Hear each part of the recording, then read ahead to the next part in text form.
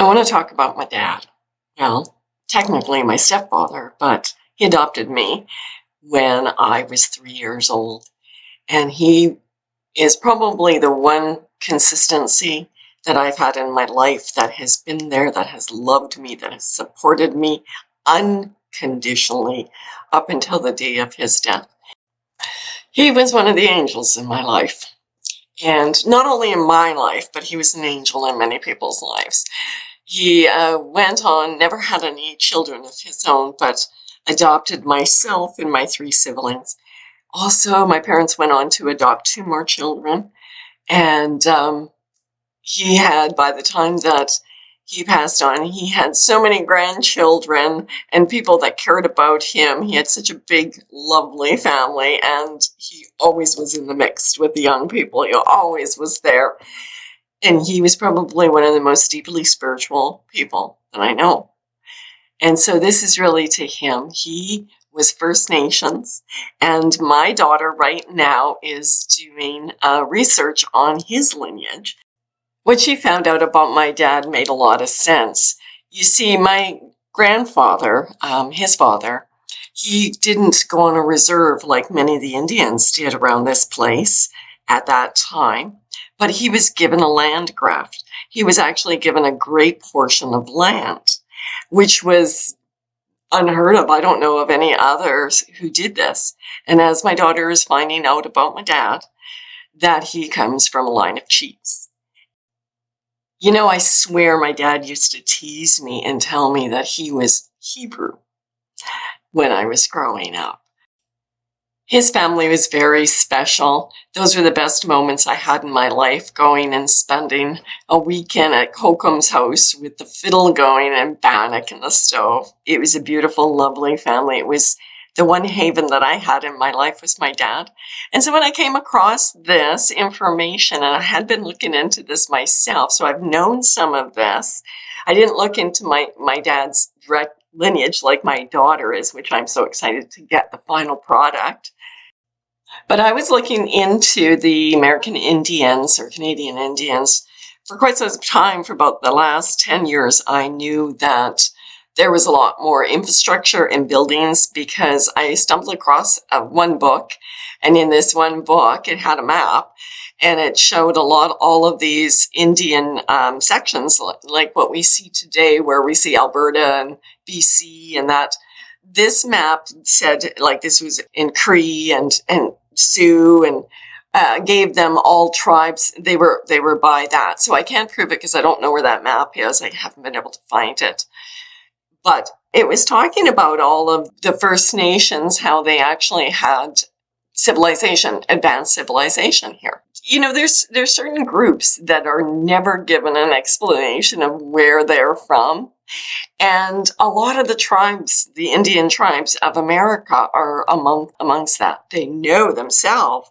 They know where they come from. They tell the stories. I mean, we got to listen to them. They tell, like my dad, because he used to tease me all the time, that he was a Hebrew.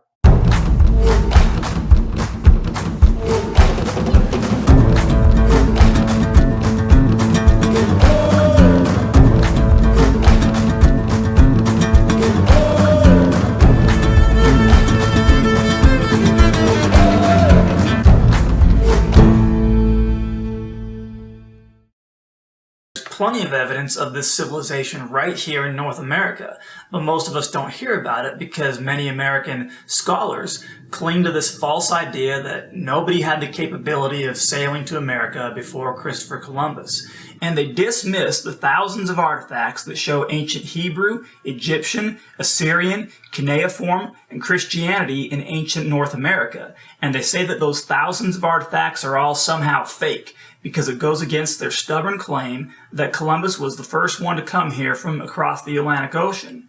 Well, enough of that rant, let's get to it. Here's a list of what I'm briefly going to talk about in this video. Talk about an ancient North American civilization that began in the 500s BC and are over by 400 AD. This civilization had many cities and forts surrounded by deep ditches with high walls of dirt. They also had many large mounds of dirt filled with human bones. They had metal armor and weapons, including head plates, breastplates, arm shields, swords, scimitars, axes.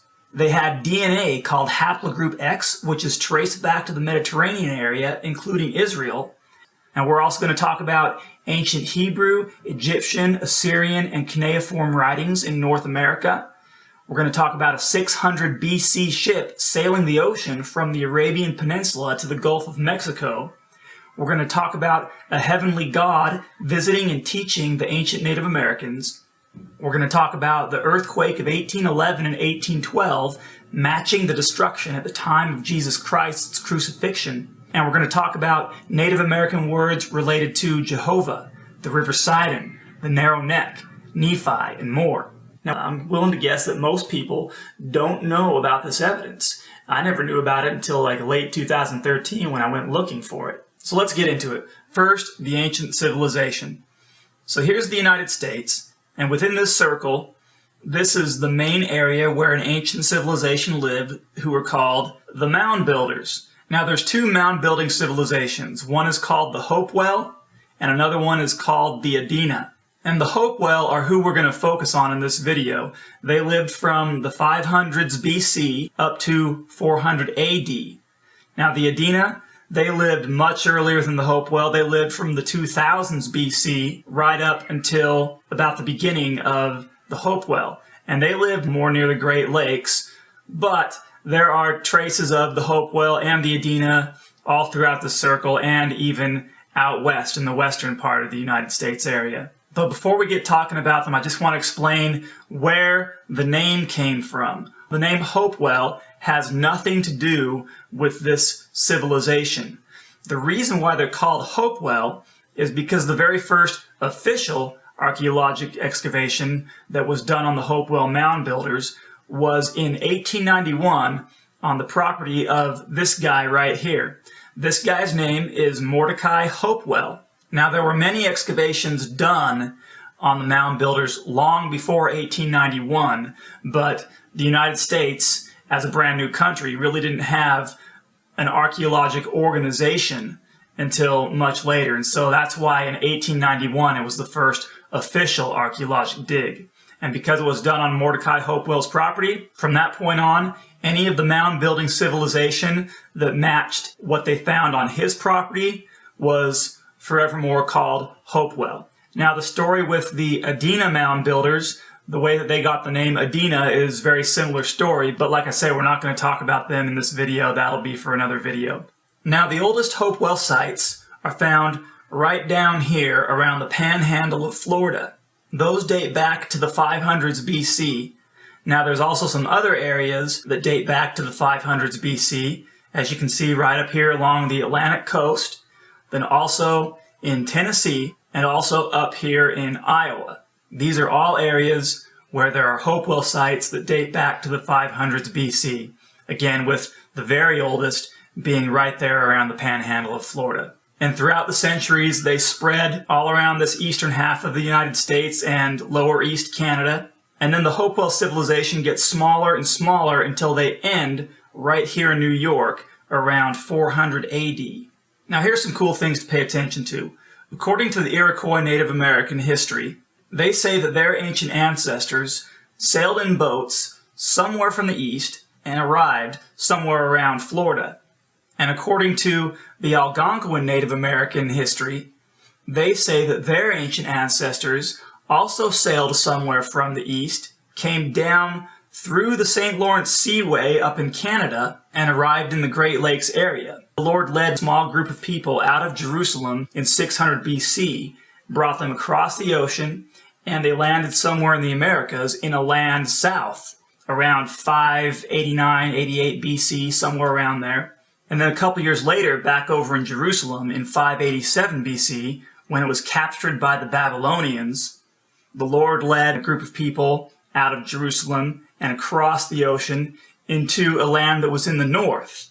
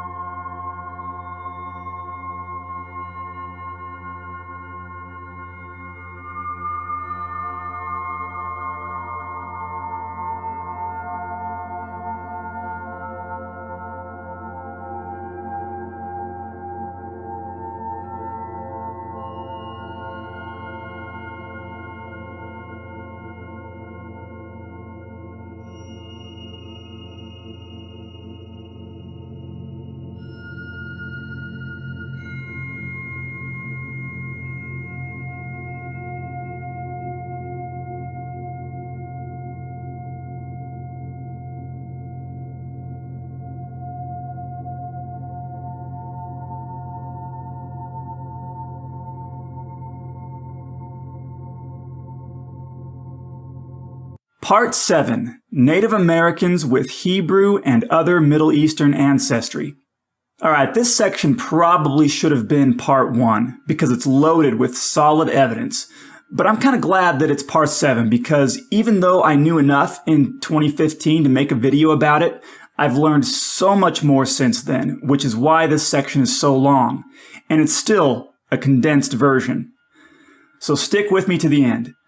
So not only is this section going to go over some controversial ancient writings found on artifacts, rocks, and caves in North America, but it's also going to go over actual Hebrew and Middle Eastern languages and customs that are still preserved in some Native American tribes even to this day.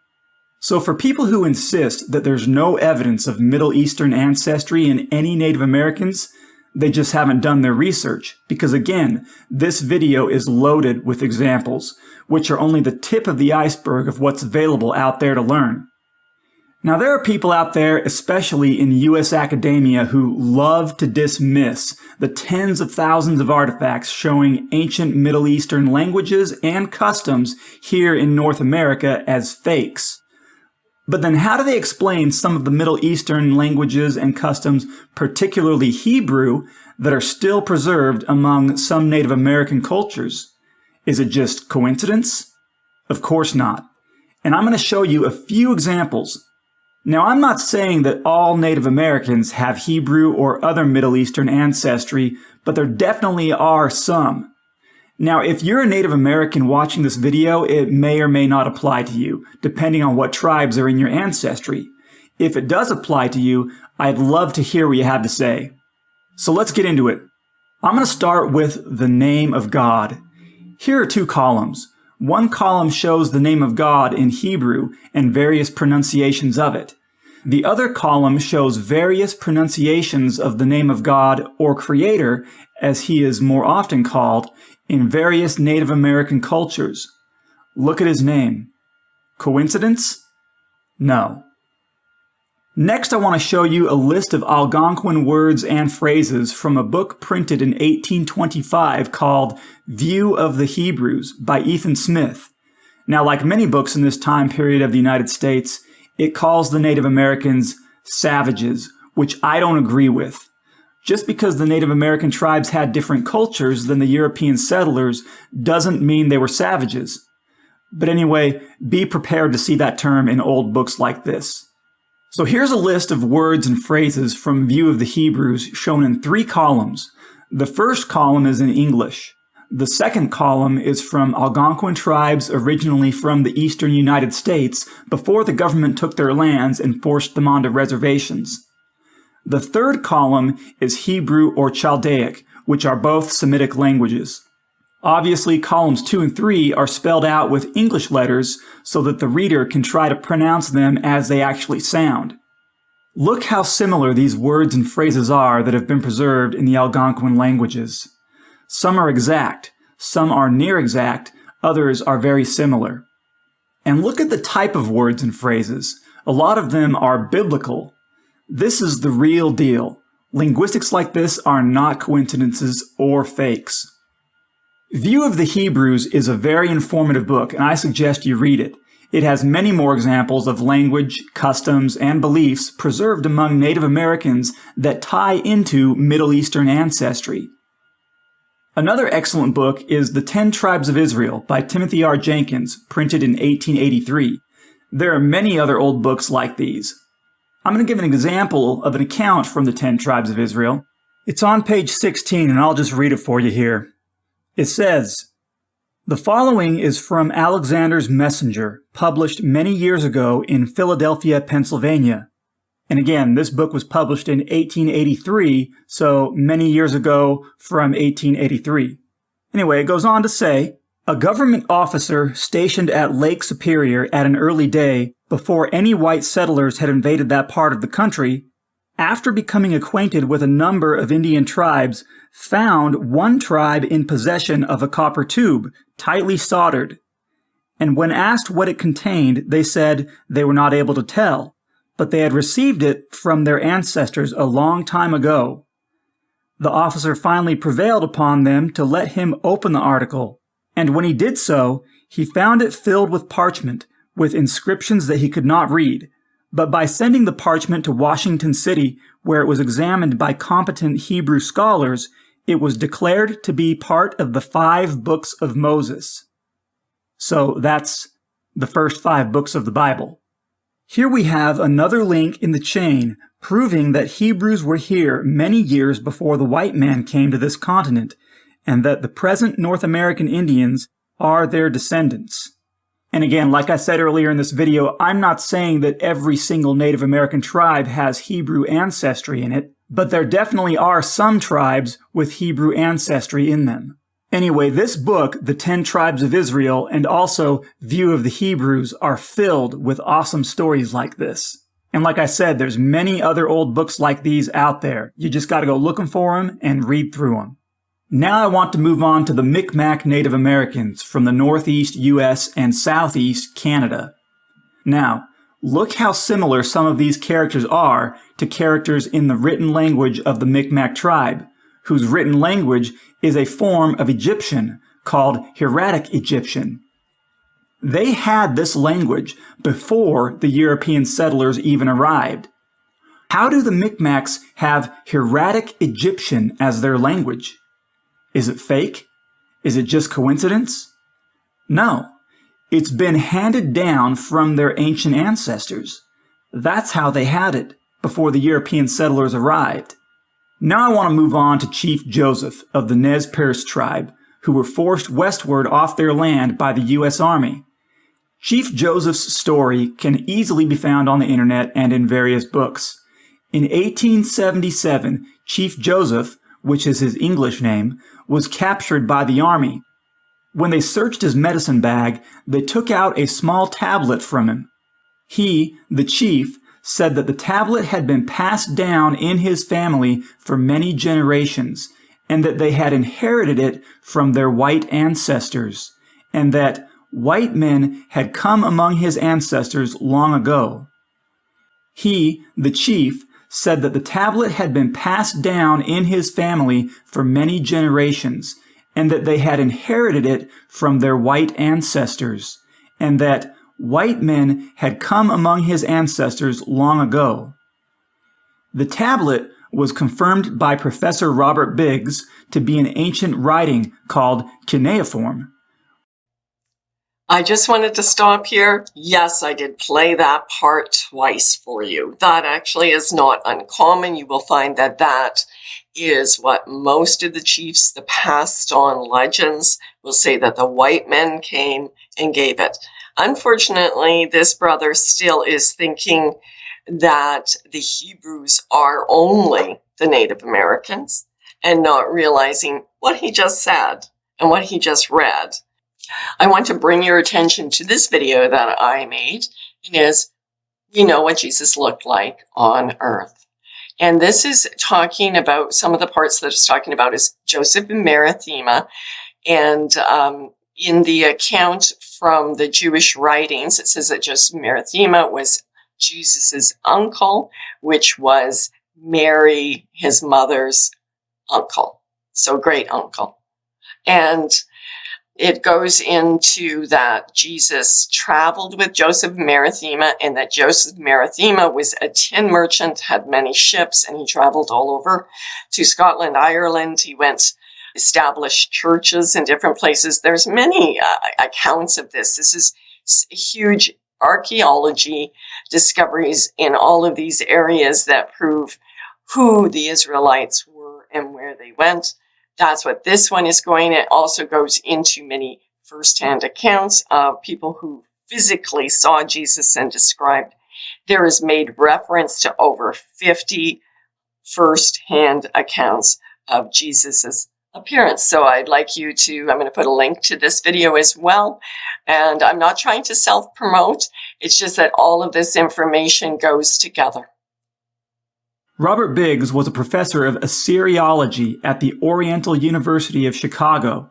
The tablet was simply a sales receipt for a lamb bought around 2040 BC in the Assyrian-Babylonian area of the Middle East. I'll let you read the translation here because I'll butcher the names. And for anyone who assumes that Chief Joseph was lying about the tablet, take a look at his medicine bag. On his medicine bag is a symbol known as the Star of Asher, which is an ancient symbol for an Assyrian Babylonian god. As of 1971, in honor of that ancient symbol, the Assyrian flag has the Star of Asher on it today. The 4-point star has 3 streams of light going out from between each point. The main difference in Chief Joseph's star is that each stream of light starts out as one stream and then separates into 3 points at the end. This is not fake. This is not coincidence. This is real. Now I want to talk about the Cherokee tribe. Here is their account of the creation of the world, which you'll find is almost exactly the same as described in the book of Genesis in the Bible. This is in their words. You can just pause the video to read over it. The Cherokee also have a special ceremony in the fall called the Green Corn Ceremony. Take some time to pause the video and look at the similarities of the Green Corn Ceremony in comparison to the special fall ceremonies of Israel. The Muskogee or Creek tribe also have a special fall ceremony called the Green Corn Dance. Now take a look at the similarities between this ceremony and the fall ceremonies of Israel. These 2 examples of ceremonial similarities are only from 2 Native American tribes, but there are many more tribes that you can research who also have similar customs and beliefs to the Hebrews. As I've said so many times throughout this video, these are not coincidences. They've been passed down through many generations from their ancient ancestors. Next, I want to talk about the Cheyenne tribe, but I'm going to save that for last because I learned some things from one of their medicine men, and it's going to take up a big chunk of this section. I thought about making it a separate video, but it's just so interesting that I want to share it here. So right now, let's go over some artifacts. Each of these artifacts deserves their own video, which I'd like to do in the future, but this video is already long enough as it is, so I'll be brief about the artifacts. So I've shared some examples of Middle Eastern languages and customs that have been handed down through the generations in some Native American tribes. It's there. It's in their tribes. It can't be denied. It's not fake. It's not coincidence. It's fact. Yet, over the entire history of the United States, whenever artifacts are found that are tied to Middle Eastern cultures, U.S. academia always finds a way to make up a story about how they're fake, and anybody who was involved in finding them is just a fraud. Why? Well, that's a whole other video, and again, I'm trying to keep this as short and simple as I can, but it has to do a lot with ideas called manifest destiny, the doctrine of discovery, and a guy you may have heard of by the name of John Wesley Powell. Now, with the tens of thousands of artifacts found in the U.S. over the last few hundred years, of course there's going to be some fakes. But all of them? Not a chance. Especially when there are Native American tribes from the eastern U.S. and Canada who have Middle Eastern languages and customs preserved in their cultures to this day. For every story I've heard from U.S. academia to discredit certain artifacts and the people who found them, there's always been a strong counter-argument in defense of the artifacts. So first, on many artifacts from the eastern U.S. and Canada, you'll see this symbol. This is a word in the cuneiform language, which originated in the Middle East shortly after the time of the Tower of Babel. Yet, it is a sacred symbol in many Algonquin tribes right here in North America that has been passed on through the generations from their ancient ancestors. Why is it sacred to these tribes? Because it is the name of the Creator, which is read from right to left, and the name is Yod-Heh-Vah. Now, like I said, this symbol has been found all over the eastern half of North America and even out west. But I want to focus right now on what are known as the Michigan relics, many of which have this cuneiform name of God carved on them, as well as Egyptian, Assyrian, Phoenician, and Greek characters, and artwork depicting biblical stories. Yet, U.S. academia says that the Michigan relics are all fakes created by some guys named James Scotford, Daniel Soper, and James Savage, starting in 1890 and into the early 1900s. But there are some major problems with these claims. The biggest problem is that even though the Michigan relics were a popular topic from 1890 to the early 1900s, the artifacts were being found as early as the 1840s. Why is this a big problem? Because Daniel Soper wasn't born until 1843. James Savage wasn't born until 1844. And James Scotford wasn't even born until 1852. You see, after Michigan became a state in 1838, people started moving there. And as they began clearing trees and plowing their fields and also digging through the mounds, they would find these artifacts, sometimes even mangled in the roots of very old trees. Signed documents by more than 50 farmers across 27 counties in Michigan show that they found these artifacts on their lands. And by the 1850s and 60s, there were even museums that had some of the artifacts on display. Another big problem is that the Scotford, Soper, and Savage collection is estimated to about 3,000 pieces, yet all the Michigan relics total has a low estimate of 10,000 pieces and a high estimate of 30,000 pieces. And most of them were made from copper and black slate from the Keweenaw Peninsula, which is on the separate part of Michigan on the other side of Lake Michigan and above Wisconsin. And ancient copper mines are there, which are estimated to date back as early as the 2000s BC, and in operation clear up until the 500s AD. And the Adena and Hopewell mound builders were experts in copper and other metal work. And like I said, it wasn't until 1890 that the Michigan relics became well known due to the Scotford, Soper, and Savage collection. Now let's say, for the benefit of the doubt, that these guys were making fakes. Let's say, since they were living in Michigan, they knew about the artifacts that had been found since the 1840s, and they decided to make some fakes and try to get rich and famous. Their 3,000-piece collection is still 7,000 pieces short of the low estimate of Michigan relics. But because U.S. academia says the Scotford, Soper, Savage collection are fakes, they also dismiss the other 7,000 to 27,000 Michigan artifacts and the fact that they were being found as early as the 1840s, before Scotford was even born, and before or around the same time that Soper and Savage were born. Again, the cuneiform Yod-Heh-Vah symbol has been passed down through the generations among Algonquin Native Americans from their ancient ancestors, and it is the name of Creator, and they pronounce it Yod-Heh-Vah, even to this day. Another interesting find in Michigan is this carving of a Hebrew menorah in a cave that belongs to the Potawatomi tribe. And the Potawatomi say that this is a sacred symbol from their ancient ancestors. U.S. academia says it's a pitchfork. But as you probably know, U.S. academia doesn't care about learning from the Native Americans. Here are some Hebrew carvings found in Connecticut of the names of some biblical prophets. But U.S. academia says that some guy who just happened to know Hebrew was taking a lunch break from working in the mines and decided to just carve these names into the rock.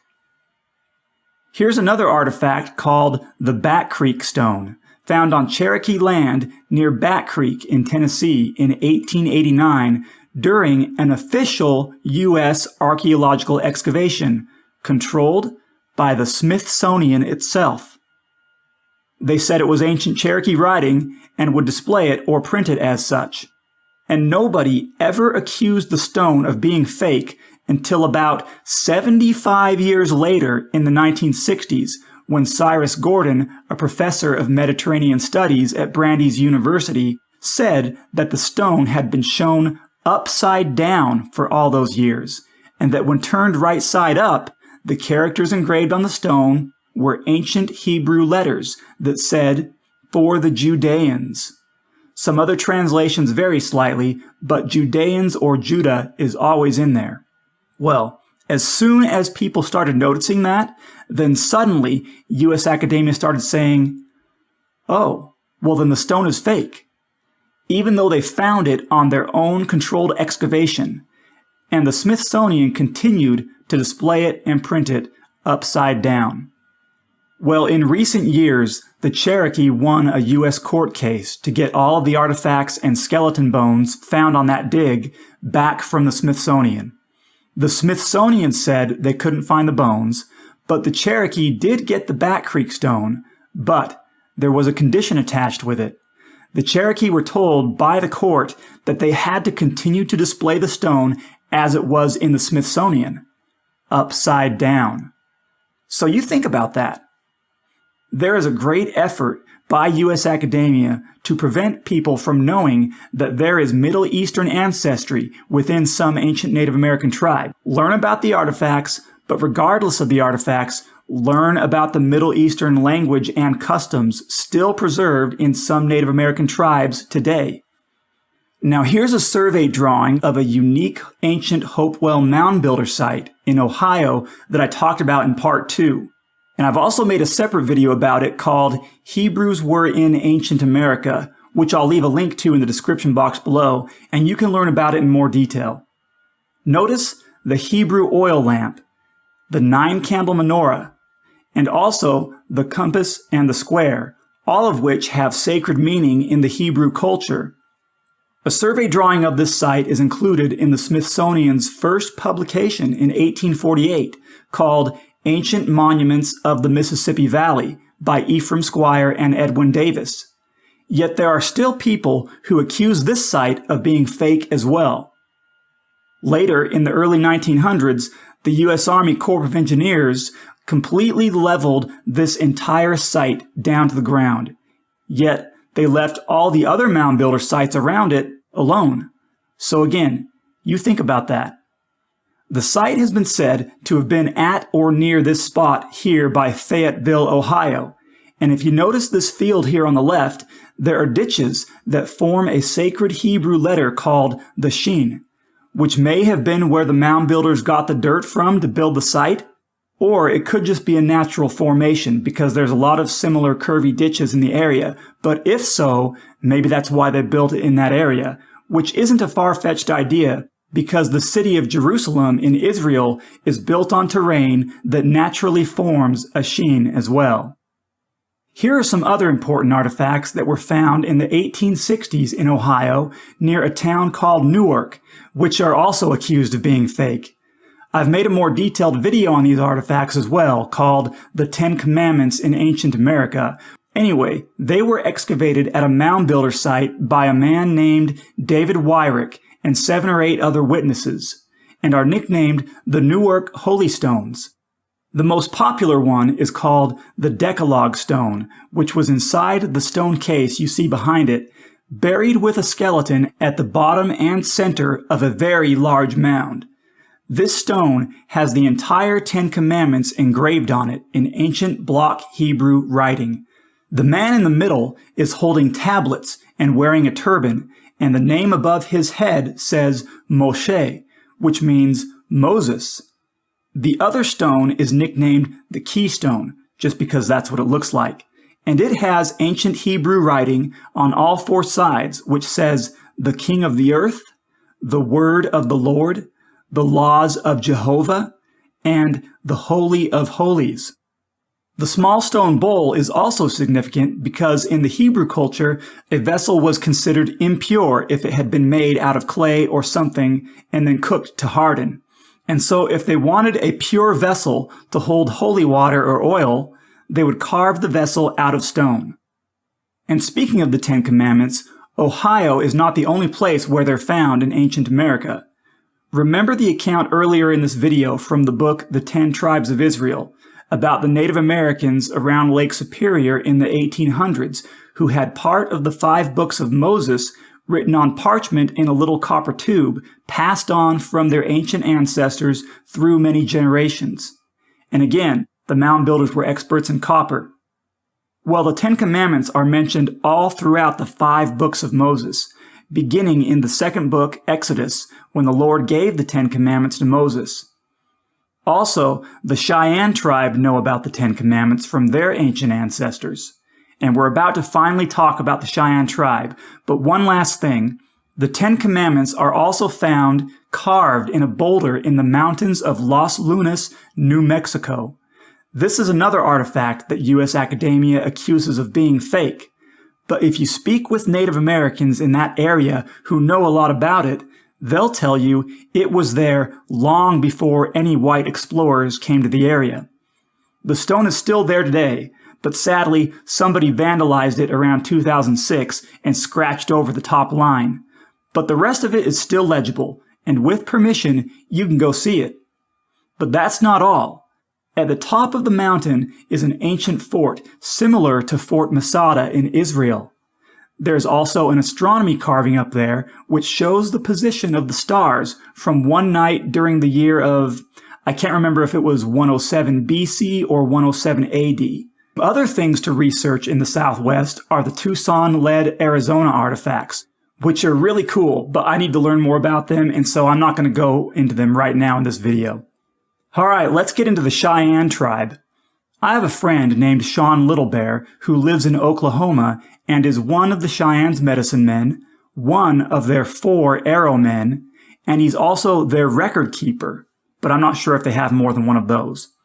The Cheyenne tribe also have Hebrew-related customs.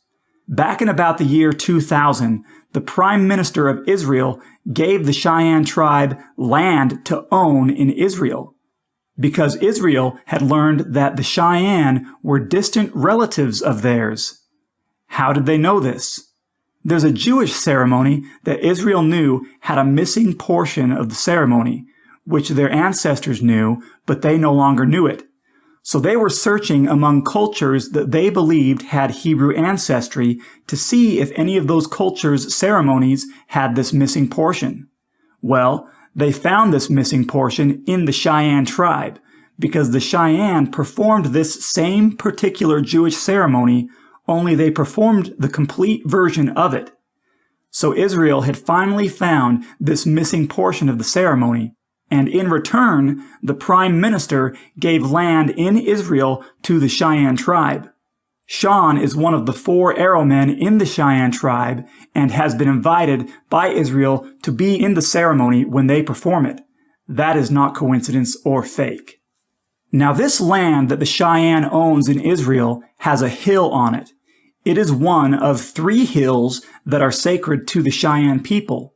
Sean has told me about the other 2 hills. One of them is Bear Butte Mountain in South Dakota. The Cheyenne call it the Holy Sacred Walking Mountain. The reason for these names and why the mountain is sacred to them is because they say that a very long time ago, an army of their enemies were coming to attack their ancestors. And there was a great prophet among their ancestors who told them that if they had faith in the Creator, that the Creator would save them from the army. Then the prophet commanded the mountain to rise up, move over the army, and land on top of them. They say it looked like a giant walking bear. The Cheyenne still gather at Bear Butte Mountain to this day. The other hill that is sacred to the Cheyenne people is the Hill Cumorah in Palmyra, New York, who also match up with the Adena and Hopewell mound builder cultures. And archaeology and Native Americans tell us that the Hopewell mound builder culture ended in New York around 400 AD. The reason this hill is sacred to the Cheyenne people is because they say that a record of their ancient ancestors was buried in it and would one day come out of the hill and bless the whole world. They compare it to seeds being planted in the hill and fruit growing from those seeds that would bless the whole world. There's an excellent book called He Walked the Americas by Taylor Hanson, a non-Mormon author who spent much of her life with Native Americans and learned that most of them had an account in their culture of a great white god or prophet who spent time with their people and performed miracles and taught them many things. So I suggest reading that book as well. These 3 sacred hills to the Cheyenne are not fake. This is the real deal. I also mentioned that Sean is the record keeper for the Cheyenne people.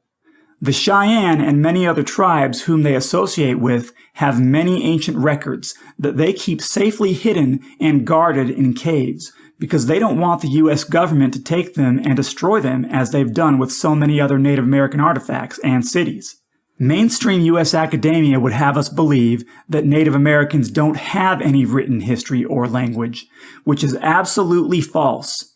Sean says the Cheyenne and many other tribes they associate with have records of their people recorded on booklets, bark, leather, bones, and the most ancient records are preserved on stone tablets and metal plates and are written in Egyptian hieroglyphs, Phoenician, and Hebrew.